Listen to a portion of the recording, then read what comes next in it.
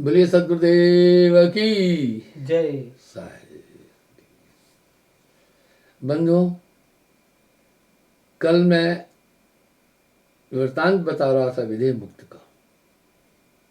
देह में विदेह दर से, देह में विदेह दर से क्या मतलब है? शरीर में रहता हुआ भी विदेह, ये कैसे हो जाता है? इस समय मनुष्य की चेतना पूरी बॉडी में समाई हुई है। ये चेतना पूरे शरीर में कैसे समाई है? श्वास में सुरती समाई। साहब ने श्वास और सुरत पर बड़े शब्द कहे। श्वास सुरत के मध्य में कभी न न्यारा होए, ऐसा साक्षी रूप है सुरत निरत से जोए। बंधुओं, जब श्वासा अजपा में चली जाती है उस समय स्थिति और हो जाती है। देही तो चलेगी, लेकिन आप विदेह रहेंगे। देह में विदेह दर से, क्या बात है! साहब कह रहे हैं देह में विदेह दर से, शरीर में रहते हुए विदेह रहेगा। मैंने कई बार एक बात कही है, आत्मा शरीर के अंदर भी नहीं है, बाहर भी नहीं है। अगर अंदर होती तो बंध गई, अगर बाहर होती तो फिर देह ही नहीं चलना था।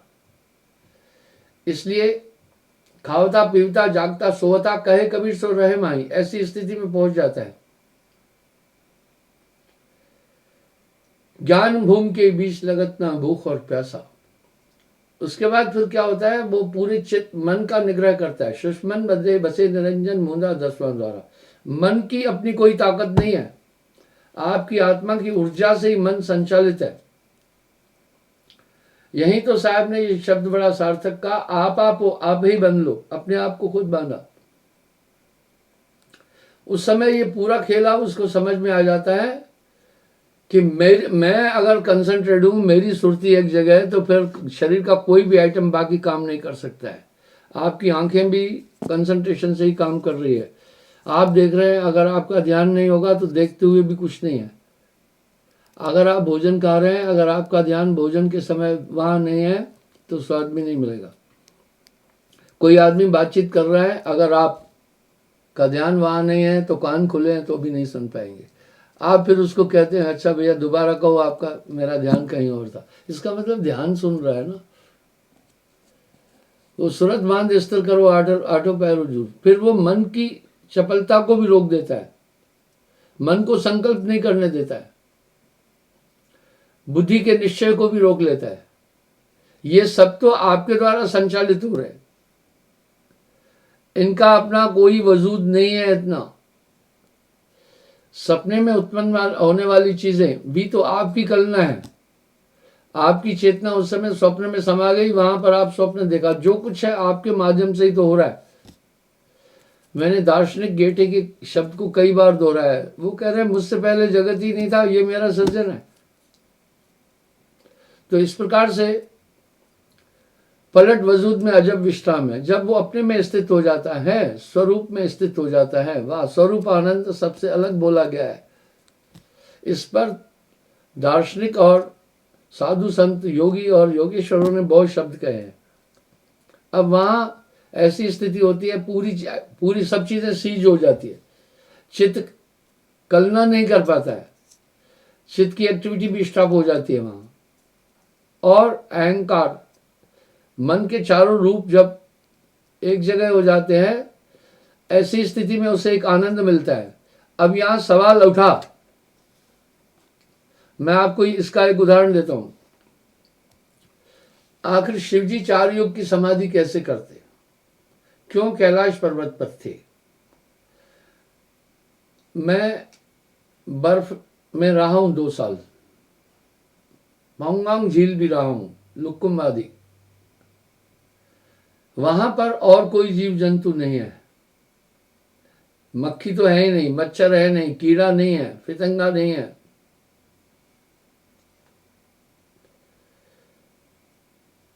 वहां ये सब चीजें नहीं है, इसलिए देह को कोई नुकसान नहीं है, देही को कोई वहां कष्ट नहीं है। इसलिए शिवजी ने कैलाश पर्वत समाधि के लिए चुना। आप विचार करें, पुराने जमाने में जितने भी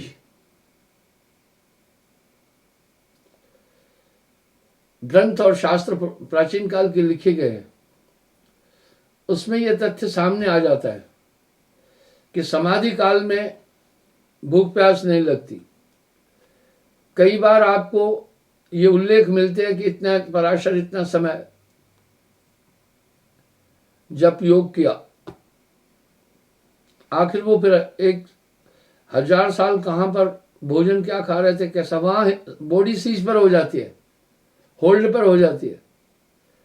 वैसा ही ठीक जैसे आप अपने मोबाइल को जब होल्ड पर रखते हैं तो वो कनेक्टिविटी भी है लेकिन होल्ड है, आप जब चाहें फिर उसको वो करते। इसका मतलब यह है, इस तरह ये जानने के बाद उसको ये पूरा खेला समझ में आ जाता है कि मेरी ऊर्जा से ही ये सब संचालित हो रहे हैं।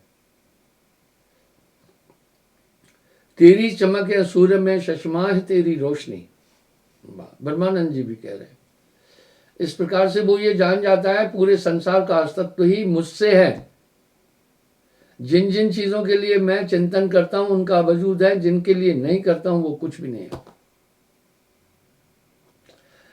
और जगत की अनुभूति केवल मन के द्वारा होती है, इंद्रियों के द्वारा होती है। कहत कबीर सुनो भाई साधो, जगत बना है मन से, मन लेवे मन देवे, मन हंसे मन रोए। तो उस स्थिति में जब मन की प्रक्रिया रुक जाती है तो वो शरीर में रहते हुए भी इन प्रक्रियाओं से अलग हो जाता है, निज रूप में स्थित हो जाता है। इसलिए तो कहा कि अपने में आ जा।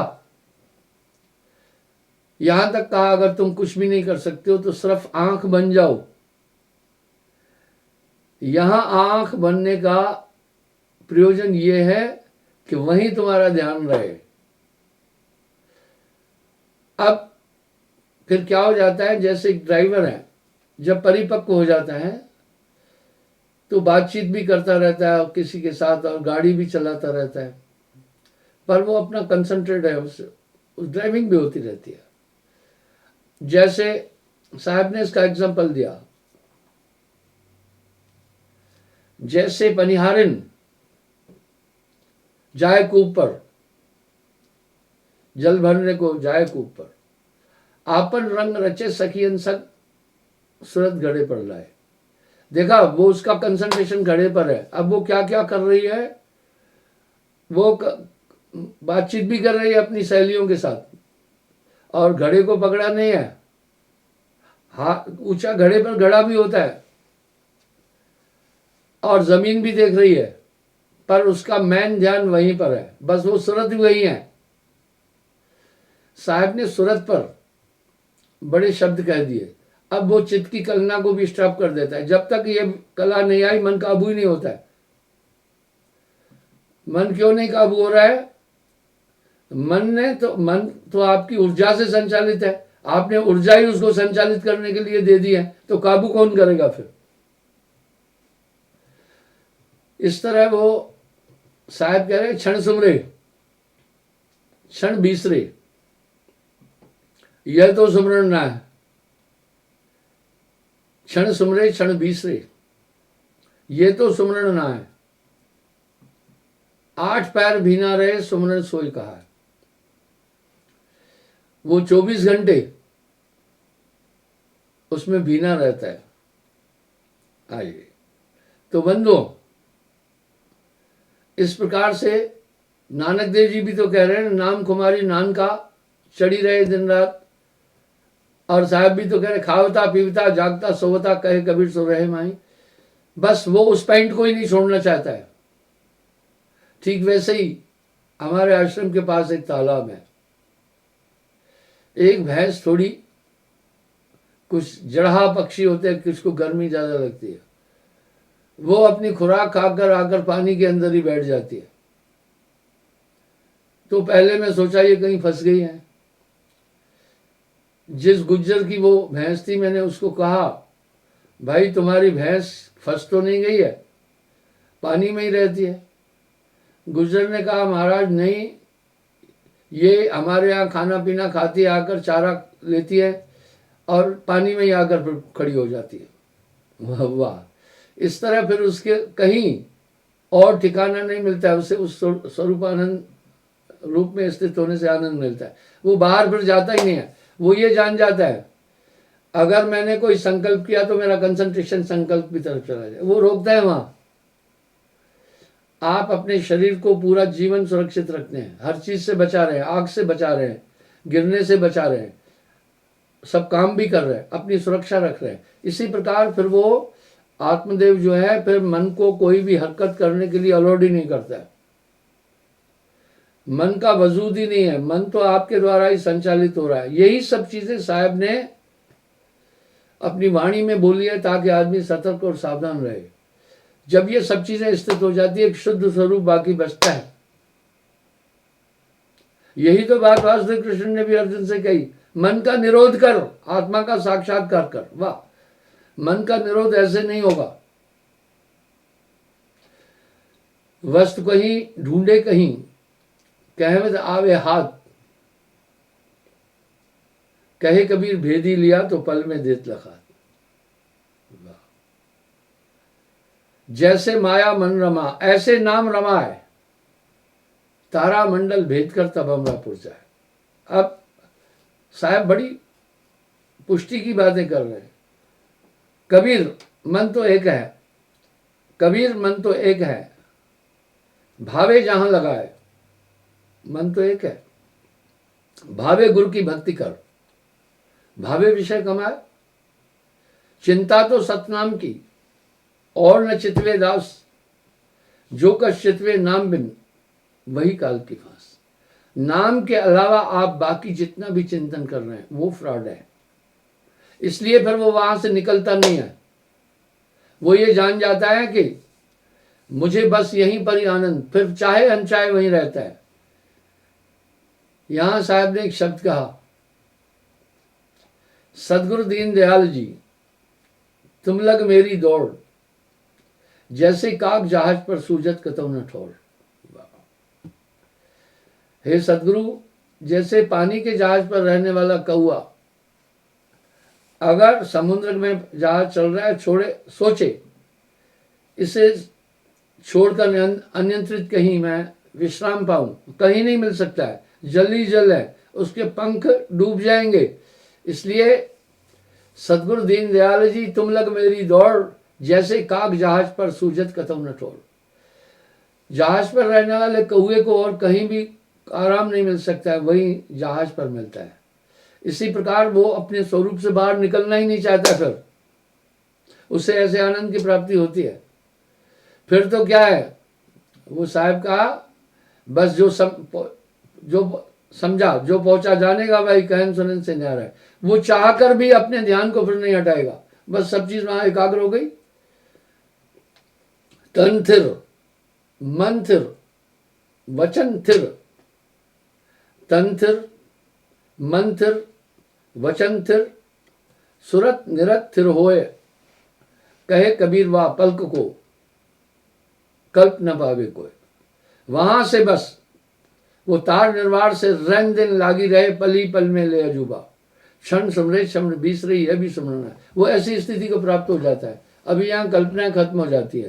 वो ये समझ जाता है अपने स्वरूप से जैसे बाहर निकलूंगा वैसे ही मुझे मन इस आनंद से दूर कर लेगा। वो उस आनंद से दूर नहीं होना चाहता है, वो वहां स्थित रहना चाहता है। और फिर खावता पीवता जागता सोता, कहे कबीर सो रहे माही, अपना मूल ध्यान वहीं पर ही एकाग्र कर देता है।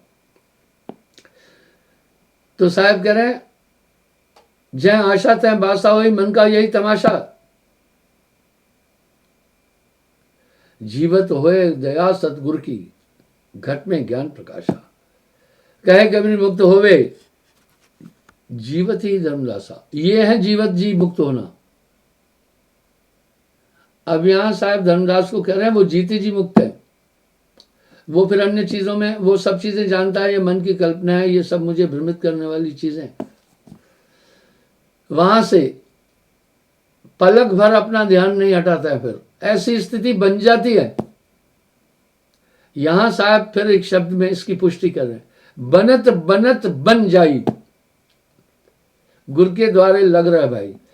अब आप देखें, इसलिए आप चाहते नहीं ना आप बंधे, बस मन बंधन नहीं चाहता है, मन स्वच्छंद होकर के घूमेगा। मन विचरण करता है इंद्रियों के साथ भौतिक पदार्थों के अंदर। पहले प्री स्टेज में जब इसको रोकेंगे तो ये नहीं मानेगा, ये नहीं मानेगा। जैसे किसी को नशे की आदत पड़ गई है, अगर वो छोड़ना चाहेगा तो नशे की जो वृत्ति है उसको खींचेगी अपनी तरफ। आप ये मन से उम्मीद कभी मत करना कि ये सुमरण में लगेगा ना। मानत नहीं मन मोरा, साधो मानत नहीं मन मोरा, ये नहीं लगने वाला है, इसको कस के रखना। मन पर जो असवार है ऐसा वरला कोय।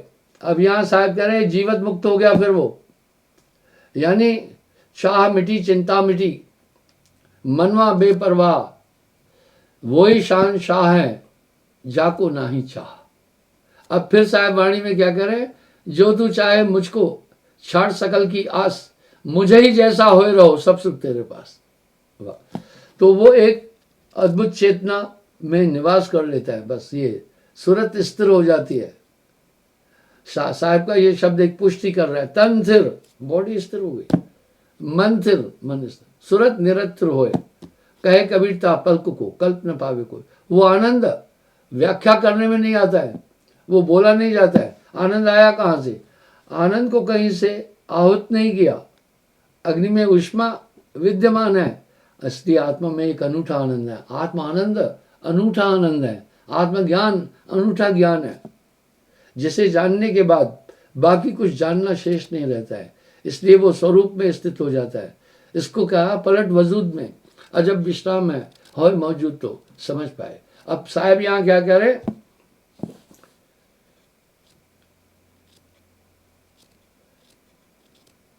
जो मन जियत होयत नहीं बस में, तो देवे बहुत रासा। अगर ये जीते जी बस में नहीं हुआ तो ऐसा देगा। अब क्या है पता है, दो तरह से कुछ लोग भरोसा कर लेते हैं सदगुरु पार कर देगा, ठीक है, वो भी कहीं नहीं जाएंगे, पार हो जाएंगे, लेकिन आखिर कहीं ना कहीं तो आपका भी सहयोग है ना, थोड़ा सा सहयोग कीजिए। मैं कमाई की बात नहीं कर रहा हूं, साहब के ये शब्द ऐसे ही नहीं है, गुरु समाना शिष्य में, शिष्य लिया कर नेह, बिलगाए बिलगे नहीं, एक रूप दो देह, तब अलग नहीं हो सकते, फिर वो उसमें रह जाता है, अपने स्वरूप में स्थित होता है। फिर खावता पीवता जागता सोता, कहे कबीर सो रहे माए, फिर खाते पीते बोलते चालते हमेशा। गोस्वामी जी इसी स्थल पर एक बात कह रहे हैं बड़ी अच्छी, कर से कर्म करो विदनाना, कर हाथों को कहते हैं, कर से कर्म करो विदनाना, मन राखो जहाँ कृपा निधान। अब मन राखना क्यों बोला, मन सूरत में ही तो रह रहा है, सूरत पर सवार होकर मन अपना काम कर रहा है। सूरत, अगर सूरत नहीं होगी तो मन कुछ नहीं कर सकेगा। मन की ऊर्जा का स्रोत ही आपका ध्यान है, मन की अपनी ऊर्जा कुछ नहीं है, मन पंगु है। वो कितना बड़ा खेला है, आप मन को मन से कैसे बस में करेंगे, वो तो कभी चाहेगा नहीं। कातिल से कातिल का भेद क्या ले रहे हो, वो आपको कातिल तक पहुंचाएगा नहीं, वो खुद कातिल है। इसी प्रकार मन चीने कोई वड़ला भेदी, उसके बाद फिर क्या है, मन ऑन स्क्रीन आएगा। आप देखें ना, आदमी हृदय का जब चेकअप कराता है, लोग लाइनें आती, हृदय की गति बताती है, इस तरह पूरा हृदय प्रकाशित हो जाता है। बस जैसे झमेला मन और संकल्प विकल्प का खत्म हो जाता है, द्वंद्व ही तो यही है। सुख क्या है, दुख क्या है, कुछ नहीं है। सुख तो इच्छाओं की पूर्ति का नाम सुख है, दुख इच्छाओं की पूर्ति न होना दुख है।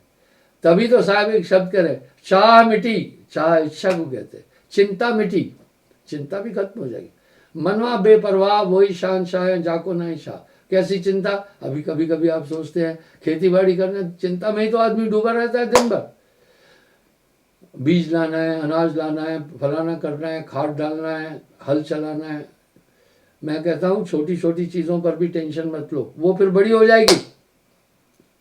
रोग जब प्री स्टेज पर है तभी उसका उपचार किया जाना चाहिए, उसे विकराल रूप धारण नहीं होने देना चाहिए। शास्त्रानुसार रोग की अनदेखी करना मूर्खता है, गुरु के शब्द की अनदेखी करना मूर्खता है। वो वाणी तो आपका मार्गदर्शन करती है। जहां आप गुरु के शब्द का उल्लंघना करेंगे वहीं खाई में गिर जाएंगे। गुरु आज्ञा ते आवही, गुरु आज्ञा ते जाए, कहे कबीर ता दास को तीन लोग डरना है। अभी यहां साहब ने एक शब्द में फिर ये भी कहा ना, मन को मार गगन चढ़ जाए, छूटा कलमल यही अलेखा, यह नैनन साहेब को देखा। मैं आपको मोटे तौर पर बता रहा हूँ, जगती मन से है ना, आप एक चीज का विचार करें, मन के 4 रूप है। जब ये संकल्प करता है इसकी संज्ञा मन है। जैसे जल के 3 रूप है। जब ये अपनी स्वाभाविक स्थिति में टेम्परेचर लेवल है, जल की स्थिति टेम्परेचर पर डिपेंड है। वाह, जल की स्थिति टेम्परेचर पर डिपेंड है। इस तरह मनोवृत्तियां, आदमी का जो बुद्धि है वो मन पर है। जब इसे टेम्परेचर बड़ा हल्का मिलता है तो बर्फ बन जाता है 0 डिग्री पर। वहाँ पर बारिश होती नहीं है, जहाँ टेम्परेचर डाउन है। द्रास में कभी बारिश नहीं होती है। इसी प्रकार से मन के 4 रूप है। जैसे जल की 3 वृत्ति है, ठोस, तरल, वाष्प। आप देखें बहुत गर्मी होगी तो जल वाष्पीकृत हो जाता है। 50 डिग्री सेल्सियस के बाद में अगर तापमान हो जाता है, इसको बॉइलिंग पॉइंट कहते हैं। आप पानी को आग पर रखते हैं, देखिए जब गर्म होता है वाष्पीकृत होकर उड़ने लग जाता है। आप आज ही प्रैक्टिकल करना, 1 पाव पानी आप कढ़ाई में रख करके और आग पर रख देना, आधे पौने घंटे में पानी खत्म हो जाएगा। कहाँ चला गया पानी? वाष्पीकृत हो गया। इस तरह वाष्प जल का, वो भी जल है, वाष्प भी जल है। और तीसरा उसका रूप है बर्फ। आप कभी कभी अपनी फ्रिज में पानी रखते हैं या कोई चीज़ रखते हैं, वो बर्फ बन जाता है। इसी प्रकार मन के 4 रूप हैं भैया। जब ये संकल्प करता है मन है, जब ये निश्चय करता है बुद्धि है, जब ये याद करता है चित्त है, जब ये क्रिया करता है अहंकार है। 4 चीज़ हटा देने तो कुछ भी नहीं रहा दुनिया में। फिर यहाँ तो दुनिया आप मेमोरी से देख रहे हैं, यहाँ तो दुनिया का अनुभव बुद्धि से कर रहे हैं, यहाँ तो फिर इसी चित्त से आपको ये याद है ये मेरी माँ है, ये मेरा भाई है, ये मेरा बेटा है। यहाँ तो अहंकार से एक्टिविटी कर रहे हैं। साहिब की वाणी बड़ी प्रत्यक्ष है। कहत कबीर सुनो भाई साधो, जगत बना है मन से। बिल्कुल, मन जागे मन सोए, मन लेवे मन देवे, मन हंसे मन रोए। कहत कबीर सुनो भाई साधो, जगत बना है मन से। यही बात तो वशिष्ठ जी ने राम जी से भी कहा, हे राम तुम किस जगत की बात कर रहे हो, किस संसार की बात कर रहे हो? संसार दुखों का सागर है, संसार तो हुआ ही नहीं। राम जी को आश्चर्य हुआ, बोला गुरुवर कैसी बात कर रहे हैं, ये आप, ये मैं, ये जगत, ये संसार के पदार्थ आप कह रहे हैं कुछ हुआ ही नहीं, ये चांद सूर्य आदि। मैंने एक शब्द साहब का कई बार बोला है, अंड और ब्रह्मांड, पिंड और ब्रह्मांड स्वप्न। वाह, चंद्र सूर्य भास स्वप्न, पंच में प्रपंच स्वप्न, वाचा और अवाचा स्वप्न। वाह। और गुरु शिष्य बोध स्वप्न, आत्मा परमात्मा स्वप्न, स्वप्न से परे, स्वप्न से परे सत्य न आवे न जाए, सोई सत्य लोग, सत्य बीच भाषा करे, वही सत्य रूप सत्य भूप है। साहब ये वाणी कह रहे हैं। इसका मतलब है दुनिया का आभास दृश्य जैसे आंख से ही है, शब्द का बोध आपको कान से होता है। जिनके कान नहीं उनके लिए शब्द ही नहीं है। और सुगंध, कुछ लोग मेरे पास आते हैं जिनको ये बीमारी है, वो नासिका, उनको खुशबू बदबू नहीं आती है, नासिका कुंद हो गई है, तो सुगंध का बोध तो नासिका से होता है। इस तरह पूरा संसार मिला जुला करके आपके मन से ही तो है। मन के 4 रूप है। मन इच्छा जब करता है मन है, जब संकल्प करता है मन है, जब निश्चय करता है इसी मन को बुद्धि कहते हैं, जब याद करता है यही मन चित्त है, जब क्रिया करता है अहंकार। अब आप संकल्प, स्मृति, निश्चय और क्रिया को छोड़ दो, बाकी क्या बचा? ये सब मन है। उसके बाद जो बचा शुद्ध रूप है, नहीं आवे नहीं जाए, वो नहीं आवे नहीं जाए, स्वयं में ही नियत है आत्मा रूप। बस खाली कचरा खाली कर दो। एक स्वर्ण बर्तन में अगर आपने मदरा डाली तो वो कुंठित हो गया कि नहीं हुआ? स्वर्ण का बर्तन भी, और स्वर्ण के बर्तन में आपने गंदगी विष्ठा वगैरह डाल दी तो भी वो कुंठित हो गया कि नहीं हुआ? बस आत्मा इस तरह चार अंतःकरण के संग आत्मा खराब। जैसे नीच प्रसंग से ब्राह्मण पियत शराब। कहते हैं जैसे किसी कुंठित आदमी के संग में ब्राह्मण शराब पी ले, वैसे ही ये आत्मा क्या होती है, मन के साथ में कुंठित हो जाती है। इसलिए आपका वैरी मन से बड़ा कोई नहीं है। इस पर आप सावधान रहना, हमेशा इससे सतर्क रहना। ये नीत अनीत में देह बुलाई, हर तरह के पाप पुण्य यह दोनों बेड़ी, एक लोहा एक कंचन केरी। ये किसी न किसी तरह आपको दिक्कत देगा। इस मिशन में, मन को नियंत्रित करने के मिशन में, आपको गुरु एक युक्ति देगा, तभी ये मन हाथ में आएगा। अब यहां साहब क्या करें? मन है निरंजन सवै नचाई। सबको नचा रहे हैं। मन है निरंजन सवै नचाई, नाम हो तो मात नवाई। अब साहब क्या कह रहे हैं पता है? जीवत समझे जीवत बूझे, जीवत हो भ्रमनाशा। जीवत समझे जीवत बूझे, जीवत हो भ्रमनाशा। कल भी मैंने कहा, निद्रावस्था में आपका अंतःकरण काम करता है। जिन चीजों को आप हृदय में बिठाए हुए हैं, वाह, ये बुद्धि ने बिठाया है। हृदय में भी बुद्धि ने विचार से बिछाया है, वही आपको नित्य लगती है। जियत मुए जो भय मिलते हैं, हाँ, जियत मुए भल मिलते हैं, वाह, पाशव मुक्ति निवासा। जीवत मरिए बहुजल तरिए, क्या जीवत कहीं फांसी लगा के मरना है क्या? बस इस मन को मार गगन चढ़ जाए। जब ये पूरा नियंत्रित हुआ, मन की ये मौत हो जाती है और अपने स्वरूप में आ जाता है। मन ही से बंधन, मन ही से मुक्ति, मन ही का सकल विलासा। मन से ही बंधन है, मन से ही। जो मन जियत होए नहीं बस में, तो देव बहुत त्रासा। इसलिए इसको बस में करना है। और ये मनुष्य बड़ा बुद्धिमान है, इसने बड़े बड़े जीवों को अपने बस में किया। शेरों को बस में किया हुआ है, हाथियों को बस में किया हुआ है, घड़ियालों को बस में किया हुआ है। मैंने देखा, भोपाल ताल विशाल ताल है, उस ताल के एक किनारे पर क्या किया है, वन विभाग पशुपालन वालों ने, पानी तो आया अंदर, उसको बांध दिया है। अब लोग देखने जाते बड़े बड़े घड़ियालों को, तो वो क्या है, धूप सेकते हैं सर्दी में बाहर आकर, और उसके बाद वहां से वो कहीं जाएंगे नहीं। बताया क्यों नहीं जाएंगे? उनको पानी भी चाहिए, उन्हें पानी भी चाहिए। उस तरफ पहाड़ है, पहाड़ पे नहीं जा रहे हैं। इस तरह यहां साहब क्या कह रहे हैं, वो नहीं जा रहे, उन्हें जल चाहिए। फिर आत्मा अपने स्वरूप से हटती नहीं है। यहां साहब कह रहे, सतगुरु दीन दयाल जी तुम लग मेरी दौड़, जैसे काग जहाज पर सूजत कतम न छोड़। फिर आत्मा क्या करती है, जगत के पदार्थों की तरफ फिर झुकती नहीं है। वो जानती है कि इन पदार्थों की तरफ, आत्मदेव जान जाता है कि इन पदार्थों की तरफ जाने के बाद मुझे दुख ही दुख मिलेगा। तब वो अपनी ऊर्जा उनको कभी संचालित होने के लिए देता ही नहीं। अब यहां साहब कह रहे, जो मन जीवत होए नहीं बस में, तो देव बहुत त्रासा। त्रास कहते तकलीफ को, ये बड़ी तकलीफ देगा फिर। इसलिए मन पर जो असवार है, ऐसा वरला कोई कबीरा, ऐसा वरला कोई। मन लोभी, मन लालची, मन चंचल, मन चोर, मन के कहे न चल तू भाई, पलक पलक मन और। सबसे बड़ी बात ये होती है, एक विशिष्ट आनंद की प्राप्ति होती है। उस आनंद की उपमा नहीं, आत्मा है ही आनंद में, वहां से बाहर ही नहीं निकलना चाहता है। फिर वो नाम कुमारी नान का चढ़ी रहे दिन रात। फिर खावता पीवता जागता सोता कहे कभी सो रहे माई, उस अवस्था को प्राप्त हो जाता है। जो अभय सो तब मिलेगा। वाह, जो सपने जग भाषा।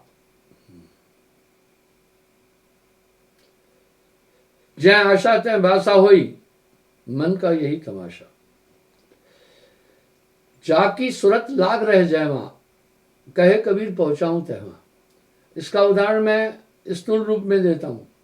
कभी कभी आपने देखा होगा कुछ आदमी बैठे हुए हैं, बॉडी लैंग्वेज से लगता है ये आदमी यहाँ पर है, पर सही में इसकी बॉडी यहाँ ये कहीं चला गया, उसका ध्यान चला गया। वाह, कई बार आप ये अनुभव करते हैं, किसी से बातचीत की, तब आप बॉडी लैंग्वेज से जान जाते हैं कि इस आदमी का ध्यान यहाँ नहीं है, तो आप उसको सचेत करते हैं, भाई कहाँ है तेरा ध्यान, वो फिर आ जाता है। बस सूरत संभालना। कब संभालना? ये पल पल दाव मार रहा है। साहब कह रहे पल पल सूरत संभाल, ध्यान दर्ग में गो। इसलिए पल पल सूरत संभालना है। ये कैसे? आपको गुरु एक ऊर्जा देगा, बिना उसके आप इसको बस में नहीं कर सकेंगे।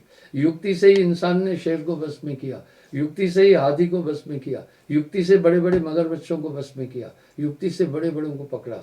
इस तरह साहब बता रहे हैं, कुंजी बताए दूं मैं ताला खुलन की, करो रे जती सकी जतन साहिब मिलन की।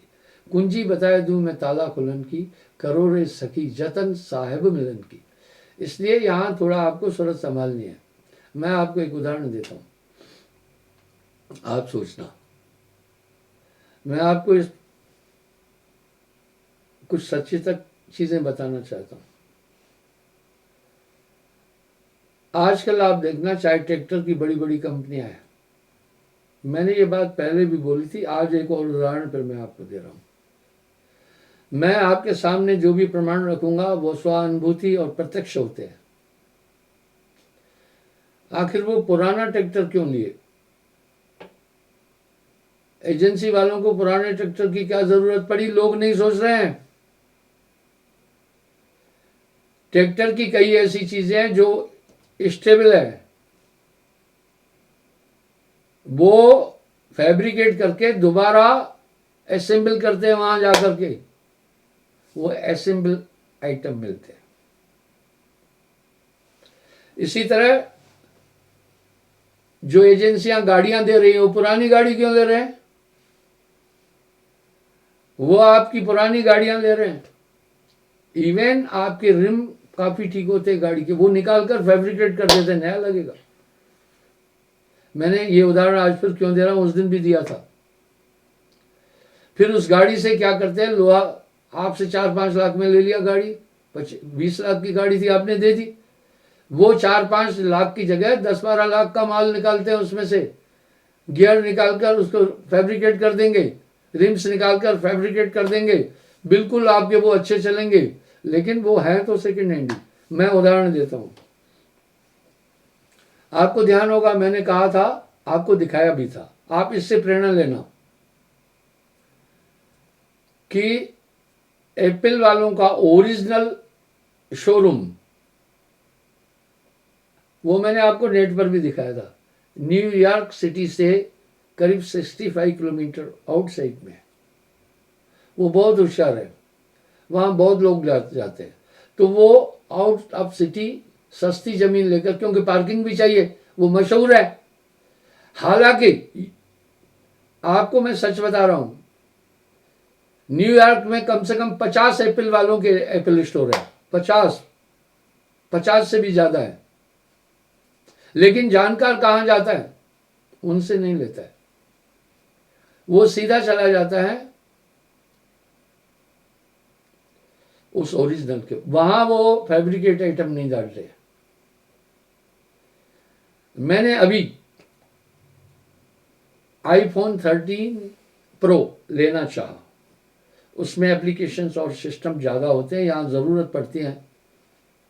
तो मैंने एक आदमी को कहा कनाडा में, मैंने कहा भैया भारत में आ रहे हो तो वो iPhone 13 Pro एक लेते आना चाहिए, मैं आपको पेमेंट दे दूंगा। उसने कहा ठीक है गुरुजी। मुझे आज उसका संदेश आया, पता क्या आया? बोला गुरुजी आईफोन 13 प्रो बुकिंग पर चल रहा है अभी, एडवांस बुकिंग पर चल रहा है, नवंबर तक मिलेगा। और आईफोन 13 प्रो एप्पल स्टोर जो बाकी है वहां पर मिल रहा है। आप थोड़ा सोचना, जहां से बनते हैं वहां पर, वहां क्या है बताऊं, आप सतर्क रहना। वहां पर अवेलेबल नहीं है, और जो बाकी एजेंटों के शोरूम है वहां अवेलेबल है। कैसी विडंबना है। उसका एक कैमरा अगर आपने चेंज करके दूसरा डाला, ग्राहक को पता नहीं चलेगा। वो बड़े बड़े सॉफ्टवेयर इंजीनियर रखे हुए अपने पास, वो एक आइटम बदल देंगे, 20,000 का फर्क पड़ जाएगा। आप सोचें, इस तरह उन्होंने अपने पास लेकर स्टोरेज किए हुए। मैं आपको एक उदाहरण देता हूं, शायद मेरी बात लोगों को बुरी लगेगी। आजकल 4 महीने पहले बुकिंग चलती है रेलवे की। मैं लखनऊ से भोपाल फर्स्ट एसी में जाता, तब मुझे 45% कंसेक्शन मिलती थी सीनियर सिटीजन की। आजकल वो खत्म कर दी गई है। अगर 1 घंटा हम लेट हो जाते थे 4 महीने पहले, मान लीजिए 8 सितंबर को यात्रा करनी है मुझे, तो 8 अप्रैल को,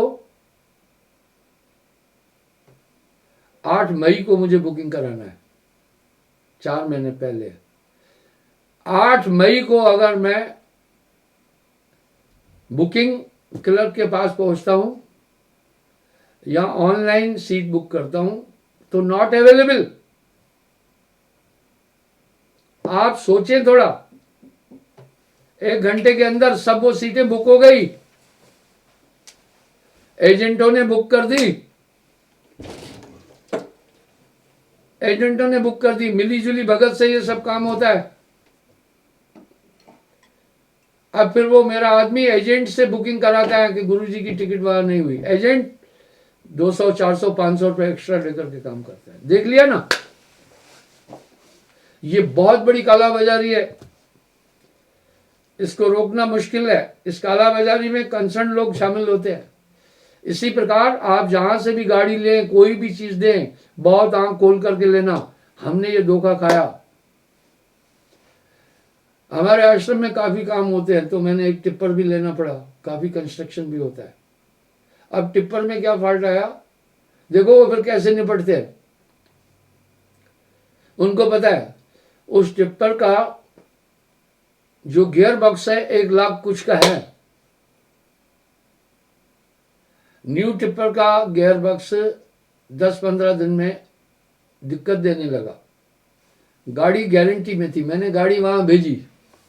उन्होंने क्या किया, उसको मेंटेनेंस करके बोला थोड़ा ये फॉल्ट था, ड्राइवर की गलती थी, फलाना ढिकाना, दोष देखो उस पर दे दिया, वापस भेज दिया। फिर महीने 2 महीने बाद फिर वो फिर खराब हो गया, क्योंकि वो था ही फैब्रिकेट, पुराना था। उन्होंने पुरानी गाड़ी खरीदी होगी और रेनोवेट किया होगा उस गियर बॉक्स को, और उस पर सेट कर दिया, असेंबल कर दिया। आप बहुत सावधान रहें, हर जगह धोखा है। इस समय छल कपट धोखा बहुत बढ़ गया। इस तरह बोला भाई कोई बात नहीं, ठीक कर दिया। थोड़ा ड्राइविंग में फॉल्ट था, ड्राइविंग में ड्राइवर बड़ा एक्सपर्ट था, मेरा मैकेनिक भी है। बाद में जब खराब हुआ बोला आपका जो गारंटी पीरियड था वो निकल गया। अगर आपको अभी मेंटेनेंस करना है यहां से हम करेंगे, आप पैसा दें। 20-20 हजार रुपया लेता था फिर उसका। आपको दुनिया ऐसे चूसेगी, ठीक है। सब तरफ छल कपट धोखाधड़ी है। अब जो एप्पल वाले प्रोडक्शन कर रहे हैं उनके पास नहीं है मोबाइल। आप सोचें, शोरूम वाले में जो एजेंट हैं उनके पास मोबाइल अवेलेबल है, उधर बुकिंग है। इसका क्या मतलब है, उन्होंने बड़ी तादाद में पहले खरीद लिए वो। मैंने आपको न्यूयॉर्क का एक एग्जांपल दिया था, वो बहुत अच्छा है। न्यूयॉर्क पे मैं एप्पल स्टोर पर आईफोन 10 खरीदने के लिए गया। ये 10 है ना, 11। ड्राइवर ने बोला गुरुजी यहाँ से नहीं खरीदो। मेरे साथ 3-4 आदमी वहाँ के लोकल भी थे। बोला गुरुजी ये सब फैब्रिकेटेड है, दोबारा इनको फैब्रिकेट किया हुआ है, ये सब अच्छे नहीं है। ओरिजिनल इनका एक शोरूम है एप्पल वालों का, न्यूयॉर्क सिटी से 65 किलोमीटर दूर। 1 घंटा लगा। बोला वहाँ ओरिजिनल मिलेगा। आज उसको खरीदे 3-4 कितने साल हुए? 2 साल हो गए, कभी नहीं खराबी आई है। आप आंख खोल करके सब चीजें करें, सब तरफ जुल्म और बेबसी है, सावधान रहना। इस तरह हर जगह छल कपट चल रहा है। मैं क्षमा चाहूँगा, आपका थोड़ा टाइम ले लिया। कल पुनः मैं हाजिर हो जाऊँगा साहेब।